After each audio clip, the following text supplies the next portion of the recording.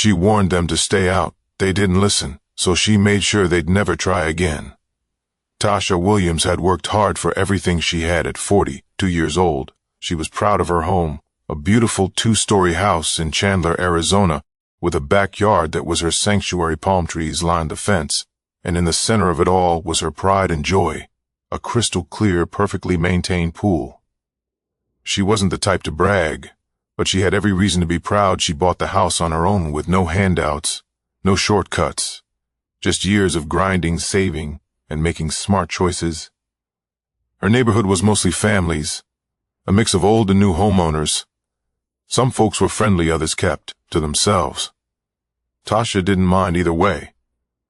She wasn't looking to be the community favorite. She just wanted to live in peace. But that peace, it didn't last long. The first time it happened, she brushed it off. One Saturday afternoon, she came home from running errands and noticed wet footprints leading from her backyard gate to the sidewalk. At first she thought maybe it was the landscaper or a utility worker. But then she saw it, a dripping wet towel carelessly thrown over her fence. She checked the pool. The water level was lower. Her pool float was moved, and a half-empty soda can sat on her lounge chair. Someone had been in her backyard. She took a deep breath, trying to give people the benefit of the doubt. Maybe it was a mistake. Maybe a kid jumped the fence and panicked when they got caught.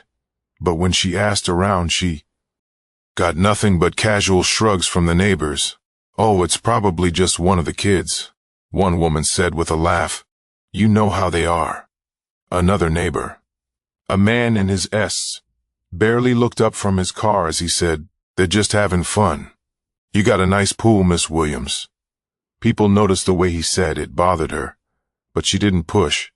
She just tightened the lock on her gate and hoped it wouldn't happen again. But it did. A week later, she was sitting in her living room when she heard splashing. At first, she thought maybe she left the pool filter running.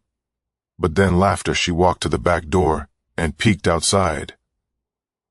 There in her pool was a teenage boy, casually swimming, as if he owned the place. A girl, probably his sister, sat at the edge, dipping her feet, and Tasha flung the door open. "Excuse me." The kids jerked up, eyes wide. The boy scrambled out of the water like a caught fish. I thought," he stammered. "We didn't think you'd mind." "You didn't think to ask," Tasha snapped. "Who even are you?" The girl mumbled something about living 2 houses down before they bolted out the gate. Tasha stood there, dripping towel in hand, heart pounding. She wanted to let it go, but then came the excuses. The next day, she confronted the kids' parents, expecting an apology. Instead, an argument. "Oh, come on," the mother scoffed. "They just kids, it's hot." "What's the big deal?" Tasha stared at her, stunned. "The big deal," she said slowly, "is that this is my property, my home, my pool, and I don't remember giving out invitations." The father, a RMS crossed, muttered, "You're being dramatic." Dramatic. That was the word people loved to throw around when they weren't the ones being disrespected. Tasha bit back the words she really wanted to say. Instead, she installed security cameras. Maybe that would send a message, but it didn't. The problem was just getting started. The security cameras worked for about 2 weeks. At first, the neighbors backed off. No more footprints, no more wet towels, no more uninvited swimmers. Tasha thought maybe, just maybe, she had made her point. But then on a scorching Saturday afternoon, she pulled into her driveway and noticed something strange. Her side gate, the one she always kept locked, was slightly open. She stiffened. A bad feeling crept up her spine as she walked around back, and there it was, her yard packed with people. Not just kids, grown adults, lounge chairs, taking beer bottles on the ground. Someone had even set up a folding table with snacks and her pool full. A couple of women were waiting, waist-deep, chatting like it was their own backyard. A man leaned against the pool ledge, grinning, as he sipped a drink for a second. Tasha thought she had lost. It was this real. She took a step forward, scanning the crowd, and that's when she locked eyes with one of her neighbors, Sandra, from 3 houses down. Sandra, who had never spoken to Tasha before, waved like this was some casual get-together. "Hey girl, hope you don't mind." She called out, "It was so hot today." We figured we'd cool off. Tasha's jaw tightened mind. Oh, she minded her. Voice came out sharp and steady. Every single one of you get out now. Some people froze. Others exchanged looks like she was overreacting. Sandra scoffed. Oh, don't be like that. It's just a pool. You weren't even home. Tasha stepped forward, her anger bubbling just beneath the surface.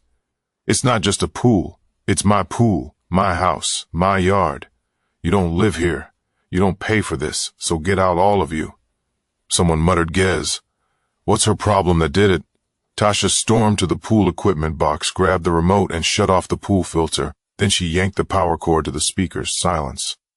I'm calling the police, she announced now. That got them moving. Drinks were snatched, towels wrapped up, and in a matter of minutes her yard emptied. Sandra, though, had the audacity to roll her eyes on the way out. You don't have to be so uptight, she muttered. Nobody was hurting anything. Tasha wanted to scream. Instead, she stood stone-faced, watching as they shuffled out like nothing had happened. She slammed the gate behind them, locked it, and stood there, hands on her hips, fuming. But she knew one thing for sure. This wasn't over. They had zero respect for her, and if respect wasn't going to stop them, something else would. Tasha had tried everything. Talking, reasoning, cameras, locks. None of it worked. So now it was time to get Kriya.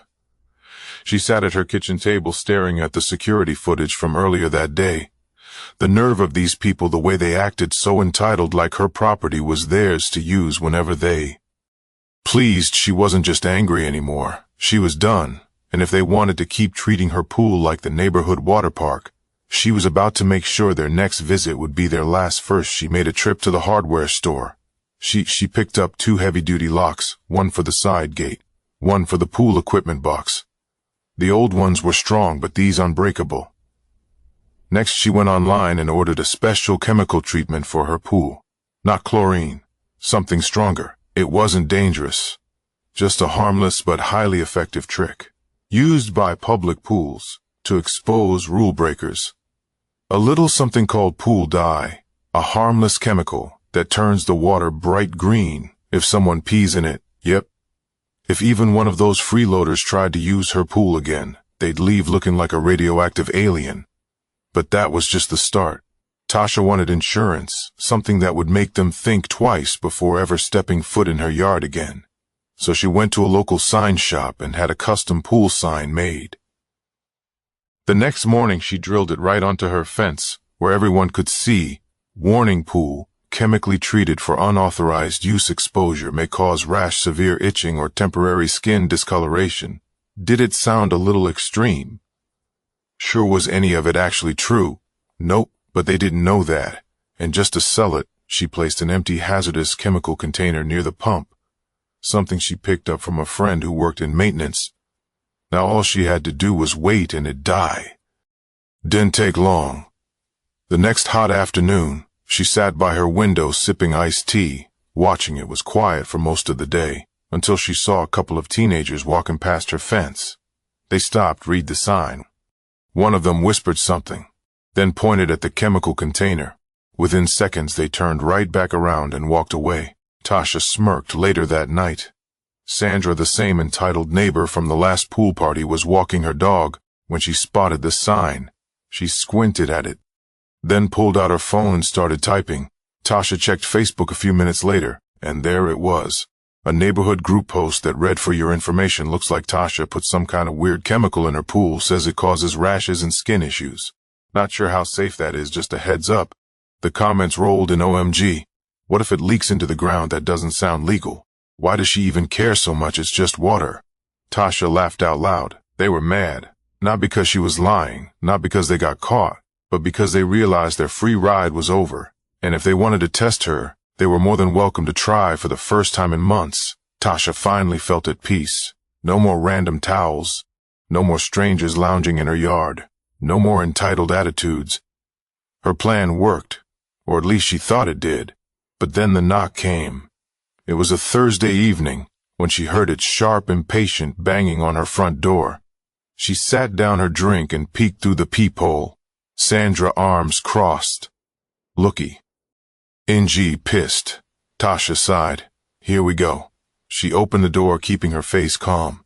Yes, Sandra didn't waste time. We need to talk. Tasha raised an eyebrow. Do we? Sandra huffed. Look, I don't know what your problem is, but people are saying you put some kind of dangerous chemicals in your pool. Tasha blinked, then smirked. I did, she said smoothly, to keep out uninvited guests. Sandra's jaw clenched. You can't do that. What if a kid touches the water? Tasha folded her arms. A kid who broke into my yard. Sandra faltered. That's not the point. It's exactly the point, Tasha shot back. I told people to stay out. They didn't listen, so I took precautions. Sandra scoffed. You're ridiculous. You don't even have kids. It's just sitting there going to waste. Tasha tilted her head. So because I don't have kids, that means my pool is up for public use. Sandra rolled her eyes. Oh, come on, Dawn, and act like Tasha cut her off. No, you come on, Sandra. You and the rest of these people have some nerve. You don't pay for my water bill. You don't clean my pool. But you expect to just help yourselves. Sandra's face turned red. Well, if you weren't so unfriendly, maybe people would actually like you. Tasha laughed, a deep, genuine laugh. That's your problem, Sandra. You think being liked means letting people walk all over you. Sandra opened her mouth, closed it, then shook her head in frustration. You know what? Forget it. She turned on her heel. Enjoy being the mean neighbor. Tasha called after her. Enjoy using your own hose this summer. Sandra stomped off. Tasha at the door, smiling to herself. They were mad, but they had finally gotten the message, and just to be sure, she doubled down the next morning. She added a final touch, a motion-activated sprinkler system along the fence. If anyone tried to sneak in again, they get a nice cold wake-up call. But the best part, she didn't have to use it because nobody tried again. The freeloading days were over after months of frustration. Tasha had finally reclaimed her peace. The pool, hers again, the backyard quiet, the entitlement gone, and the best part, she never even had to call the police. Because that was never the goal. She wasn't trying to cause a scene or make enemies. She just wanted what was hers to be respected. But here's the thing. Some people don't respect boundaries, unless they're forced to. Tasha had tried to be nice.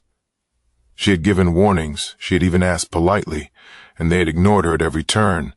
But the second she flipped the script, they backed off, because at the end of the day, people will take as much as you let them. It doesn't matter if it's your time, your space, your energy, or even your damn swimming pool. If you don't set boundaries, someone will walk all over you. So was Tasha petty for what she did? Maybe, but was she wrong? Not even a little. What about you? Have you ever had to stand your ground when people tried to take advantage of you? Or better yet, how would you have handled this situation? Drop a comment below, and let's talk about it. And if you enjoyed this story, don't forget to like, subscribe, and hit that notification bell for more. Thanks for watching, and remember, respect is earned, not given.